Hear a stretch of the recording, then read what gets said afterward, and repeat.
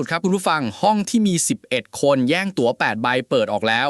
และคนที่โฮวี่แมนเดลเอ่ยชื่อเป็นคนแรกในกลุ่มของเขาก็คือเด็กสาววัย16จากภูเก็ตที่ยกมือไหว้ก่อนจะจับกีตาร์คำแรกที่เขาพูดถึงการตัดสินใจครั้งนี้คือง่ายมากแต่ในคลิปประกาศผลชุดเดียวกันนั้นยังมีอีกหลายชื่อที่เดินออกจากห้องด้วยมือเปล่าและมีคนหนึ่งที่กล้าย้อนถามกรรมการกลางประโยคจนโฮวี่ต้องรีบเฉลยผลทันทีสื่อบันเทิงต่างประเทศหลายสำนักรายงานตรงกันว่าในตอนที่ออกอากาศคืนวันอังคารที่11สิงหาคมตามเวลาสหรัฐซึ่งตรงกับเช้าวันที่12บ้านเรากลุ่มของโฮวี่ทั้ง6ชุดถูกตัดสินจบครบและเนเน่เพอร์เซลรอยัลคือชื่อแรกที่ถูกเรียกผ่านในห้องตัดสินของโฮวี่ไม่ได้มีแค่เขาคนเดียวซีซั่นนี้เป็นครั้งแรกที่รอบคัดเลือกแบบนี้มีกรรมการรับเชิญเข้ามานั่งด้วยโดยคนที่มาช่วยโฮวี่คือนิกกี้กลาเซอร์นักแสดงตลกหญิงชื่อดังสถานที่ถ่ายทำคือสตูดิโอพอดแคสต์และร้านตลก Laugh Factory ส่วนกรรมการคนอื่นก็มีคนดังมาช่วยเช่นกัน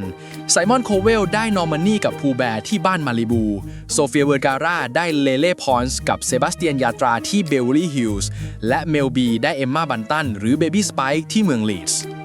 หลังเนเน่เล่นเพลง Hysteria จบโฮวี่ถามเธอสันๆว่าคิดยังไงกับสิ่งที่เพิ่งทำไปเธอหัวเราะแล้วตอบกลับประมาณว่าหนูว่าหนูเล่นเป๊ะเลยนะใช่ไหมแต่นิกกี้กลาเซอร์พูดว่าโชว์นี้ทำให้เธอตื่นตัวและอยากดูอีกก่อนหน้านั้นเธอเคยบอกว่าไม่ว่าผลจะออกมาแบบไหน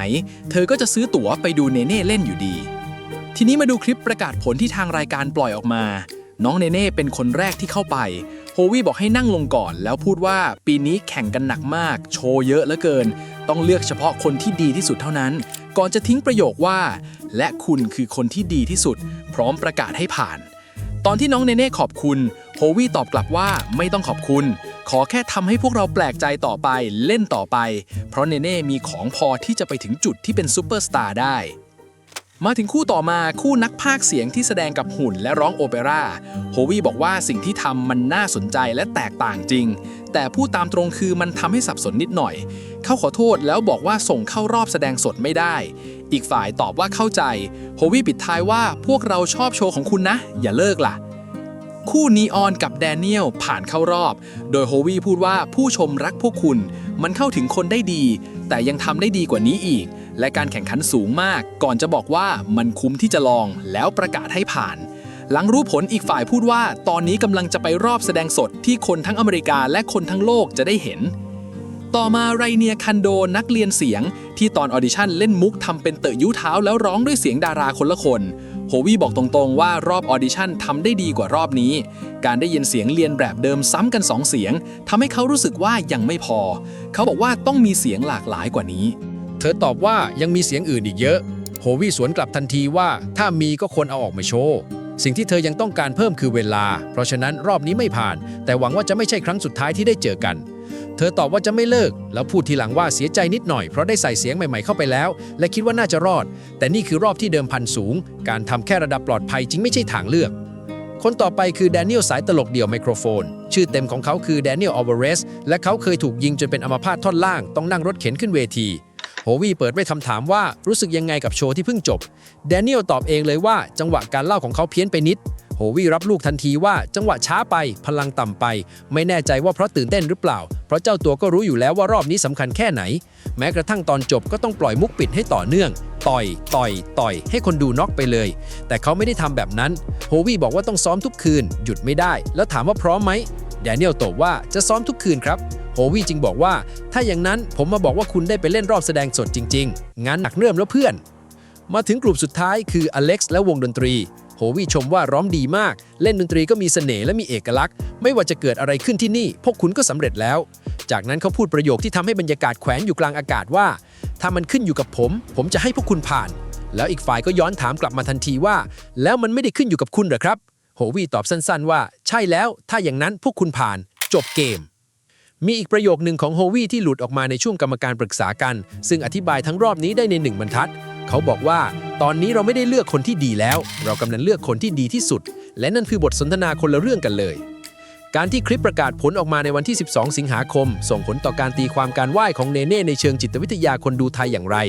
เนเน่ไหว้ทักทายผู้ชมก่อนเริ่มโชว์และไหว้ขอบคุณอีกครั้งหลังเล่นจบ ทีนี้ประเด็นสำคัญคือตอนที่คลิปการแสดงถูกปล่อยล่วงหน้าเมื่อวันที่ 8 สิงหาคม การไหว้ยังลอยอยู่ในสถานะการท่าทีของเด็กที่ยังไม่รู้ผล คนดูไทยที่เห็นตอนนั้นจะรู้สึกลุ้นมากกว่าภูมิใจเพราะยังไม่รู้ว่าปลายทางจะจบยังไงแต่พอผลออกในวันที่ 12 และผลนั้นคือผ่านภาพเดิมภาพเดียวกันจะถูกอ่านใหม่ทันทีหลังจากนี้คนไทยจำนวนไม่น้อยจะเล่าเรื่องนี้ว่าไหว้แล้วผ่านซึ่งเป็นการเชื่อมสองสิ่งที่ไม่ได้เชื่อมกันจริงในกระบวนการตัดสินแต่ในเชิงพลังทางวัฒนธรรมการเชื่อมแบบนี้กลับมีประโยชน์กับฝั่งไทยมากเพราะมันเปลี่ยนการไหว้จากมารยาทส่วนตัวให้กลายเป็นหลักฐานว่าวัฒนธรรมไทยใช้ได้ผลบนเวทีโลกและนี่คือวัตถุดิบชั้นดีสำหรับการเล่าเรื่องแบบพลังละมุนต้องบันทึกไว้ด้วยว่าฝั่งรัฐไทยเดินเกมนี้ไปก่อนแล้วบางกอกโพสต์รายงานว่าเช้าวันที่ 14 กรกฎาคมการท่องเที่ยวแห่งประเทศไทยจัดกิจกรรมที่ทำเนียบรัฐบาลก่อนประชุมคณะรัฐมนตรีเนเน่ร้องเพลงส้มซานแล้วได้รับเข็ม Amazing Thailand พร้อมการแต่งตั้งเป็นทูตการท่องเที่ยวคำถามที่ 2 มาตรฐานที่โฮวี่ใช้ตัดไรเนียออกบอกอะไรเหตุผลที่โฮวี่ให้ตัดไรเนียคันโดนักเรียนเสียงมี2ด้านด้านแรกคือรอบออดิชั่นดีกว่ารอบนี้ด้านที่2คือได้ยินเสียงเดิมซ้ำกัน2เสียง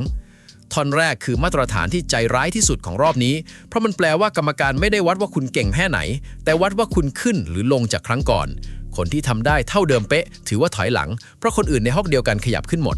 นี่คือเหตุผลที่โฮวี่พูดว่าเราไม่ได้เลือกคนที่ดีเราเลือกคนที่ดีที่สุด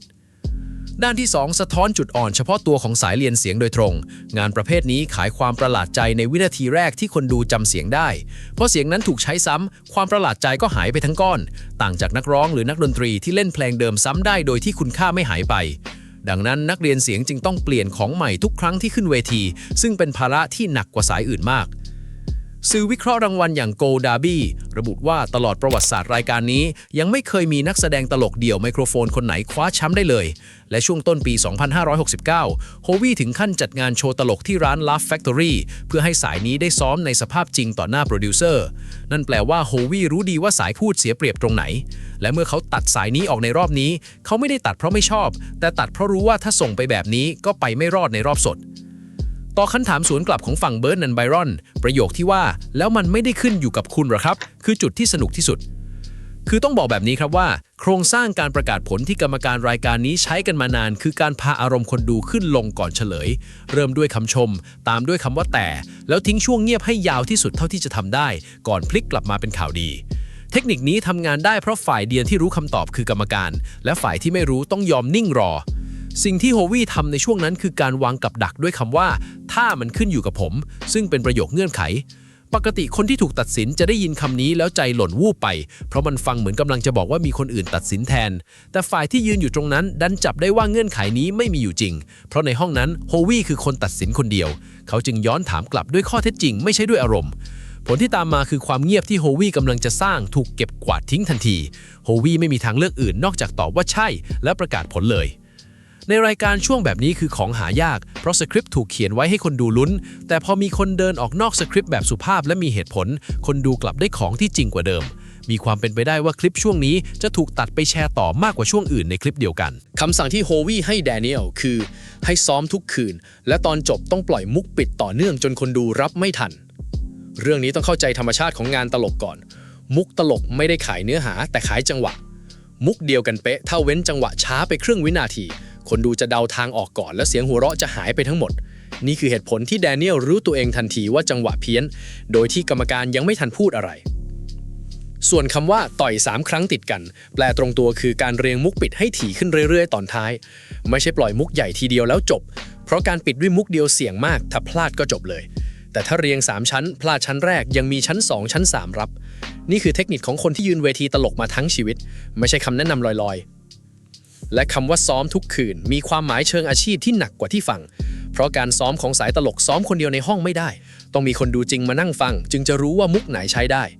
ดังนั้นสิ่งที่โฮวี่สั่งจริงๆคือให้ไปหาเวทีเล็กๆขึ้นเล่นทุกคืนจนกว่าจะถึงรอบสดคำถามสุดท้ายน่าสนใจที่สุดเพราะมันไม่ได้ถามว่าอันไหนดีกว่าแต่ถามว่ามันทำงานคนละแบบยังไงการตอบรับด้วยคำพูดหรือการกอดอย่างที่ชุดอื่นในคลิปนี้ทำเป็นการสื่อสารแบบเข้าหาคือลดระยะห่างระหว่างคน2คนลงจนเหลือศูนย์ข้อดีคือมันเร็วตรงและคนดูฝั่งอเมริกันอ่านออกทันทีว่านี่คือความดีใจ ข้อเสียคือมันเป็นภาษากลางที่ใครก็ทำได้ ดูจบแล้วจำไม่ได้ว่าใครกอดใคร และการไหว้ทำงานตรงข้าม มันเป็นการสื่อสารแบบรักษาระยะ คือไม่แตะตัวกัน แต่ยังส่งความหมายได้ครบ การไหว้มีทิศทาง คนไหว้เป็นฝ่ายเริ่ม และเป็นฝ่ายวางตัวเองไว้ต่ำกว่าโดยสมัครใจ ขณะที่การกอดเป็นการวางตัวเองไว้ระดับเดียวกัน ความหมายจึงไม่เหมือนกันตั้งแต่ต้น และการไหว้ใช้ได้กับคนหมู่มากพร้อมกัน เนเน่ไหว้ผู้ชนทั้งห้องได้ในท่าเดียว แต่การกอดทำได้ทีละคน นี่คือเหตุผลที่การไหว้ทำหน้าที่เป็นสัญลักษณ์ได้ดีกว่า เพราะมันไม่ผูกกับคู่สนทนาคนใดคนหนึ่ง คนอเมริกันที่ไม่รู้จักวัฒนธรรมไทยจะเห็นแล้วรู้ว่าเป็นความเคารพ แต่ต้องอาศัยการตีความ ซึ่งฟังดูเหมือนข้อเสียแต่จริงๆ คือข้อได้เปรียบ เพราะสิ่งที่ต้องแปลคือสิ่งที่คนจำได้ ของที่เข้าใจทันทีจะไหลผ่านไป ส่วนของที่สะดุดนิดนึงจะค้างอยู่ในหัว พูดง่ายๆ คือการกอดสื่อว่าเราเป็นพวกเดียวกันแล้ว ส่วนการไหว้สื่อว่าฉันมาจากที่ที่ทำแบบนี้ อย่างแรกทำให้กลมกลืน อย่างหลังทำให้ถูกจดจำ และในรายการที่มีคนแข่ง 44 ชุด การถูกจดจำมีค่ามากกว่าการกลมกลืนหลายเท่า สิ่งที่ต้องจับตาต่อจากนี้ รอบแสดงสดเริ่มวันที่ 18 สิงหาคม โดยมีรอบประกาศผลความยาว 1 ชั่วโมงเพิ่มเข้ามาในคืนวันพุธ คำถามคือเนเน่จะถูกจัดลงสัปดาห์ไหน คิวที่เท่าไหร่ และจะเลือกเพลงอะไร อีกอย่างคือไซมอนคาเวลยังไม่เคยเห็นเนเน่แสดงอีกเลยตั้งแต่รอบออดิชั่น เพราะรอบคัดเลือกที่ผ่านมาเธออยู่ในห้องของโฮวีดังนั้นรอบสดจะเป็นครั้งแรกที่เขาได้วิจารณ์เธออีกครั้ง และวงมิวส์เองก็ยังไม่มีการโพสต์ถาวรหรือแถลงใดๆตามมา หลังจากแชร์ลงสตอรี่เมื่อวันที่ 9 สิงหาคม ส่วนกลไกการช่วยของกรรมการในรอบสดซีซั่นนี้ยังไม่มีการยืนยันรูปแบบที่ชัดเจน และกติกาโหวตยังคงเดิม คือเปิดให้เฉพาะผู้ชมในสหรัฐและเปอร์โตริโกโหวตได้สูงสุด 10 ครั้งต่อการแสดงต่อช่องทาง ซึ่งแปลว่ากลุ่มคนที่เชียร์เธอหนักที่สุดในโลกยังกดโหวตไม่ได้อยู่ดีสำหรับคนดูในไทยรอบคัดเลือกนี้ออกอากาศวันพฤหัสบดีที่ 13 สิงหาคม เวลาบ่าย 3 โมงทั้งช่อง True Excite หมายเลข 340 ใครอยากเห็นการไหว้ทั้ง 2 ครั้งกับหน้าตาของโฮวี่ตอนถูกย้อนถามกลางประโยค รอบนั้นคือรอบที่ต้องดู